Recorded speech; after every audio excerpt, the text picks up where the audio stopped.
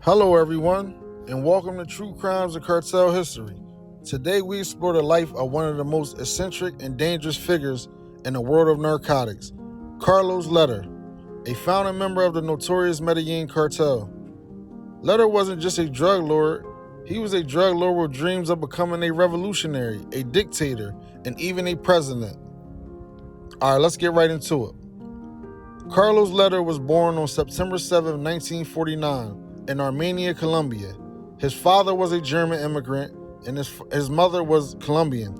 This mixed background would later influence his strange obsession with Nazis and white supremacy, a bizarre twist for someone operating in Latin America. Lehder grew up during a time of political violence in Colombia and eventually moved to the United States. But rather than pursuing the American dream, he fell into petty crime and auto theft. He was arrested in the 1970s for stealing cars and sent to a federal prison in Danbury, Connecticut. This moment would change his life forever. While behind bars, Lehder met a guy by the name of George Judd of aviation-based drug trafficking, moving drugs using small planes. By the time the two were released, they had a vision, and with Lehder's ambition and Judd's contacts, they quickly entered the world of cocaine smuggling. Together, they transformed how cocaine entered the United States. In the late 1970s, Lehder bought a private island in the Bahamas known as Norman's Cay. It became the hub of his cocaine empire. From there, Lehder orchestrated massive airlifts of Colombian cocaine into the United States, landing small planes on a runway he built right on the island.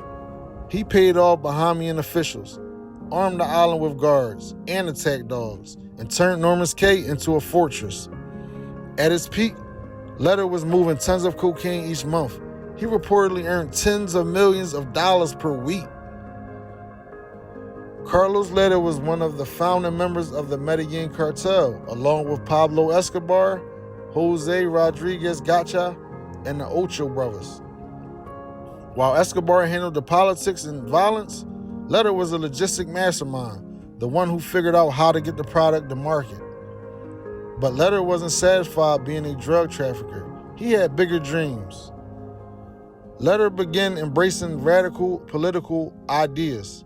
He admired Adolf Hitler, spoke openly about creating a free state for drug traffickers, and founded a political party called the Latin National Movement. He used this party to publicly attack extradition treaties between Colombia and the United States.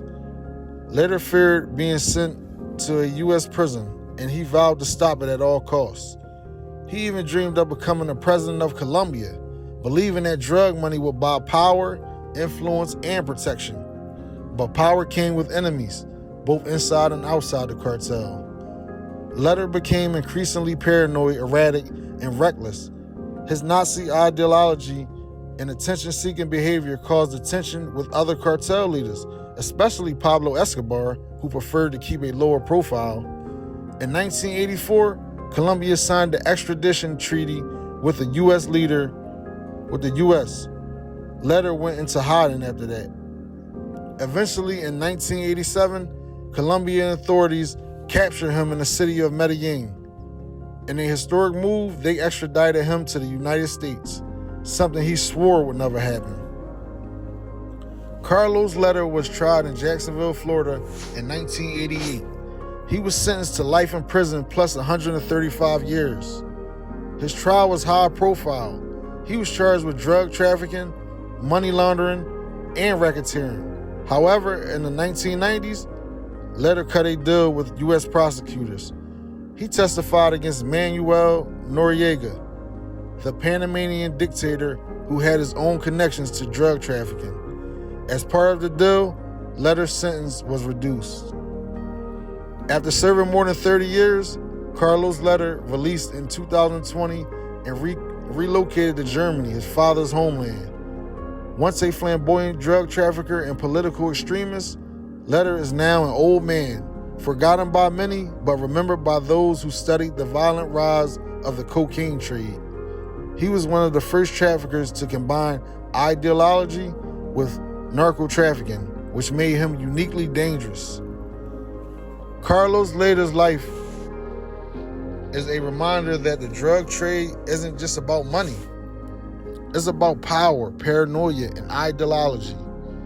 From the jungles of Colombia to a private island in the Bahamas, Lehder's empire rose and fell like something out of a movie. But the violence, the addiction, and the chaos it caused were very real. Thanks for watching True Crimes and Cartel History.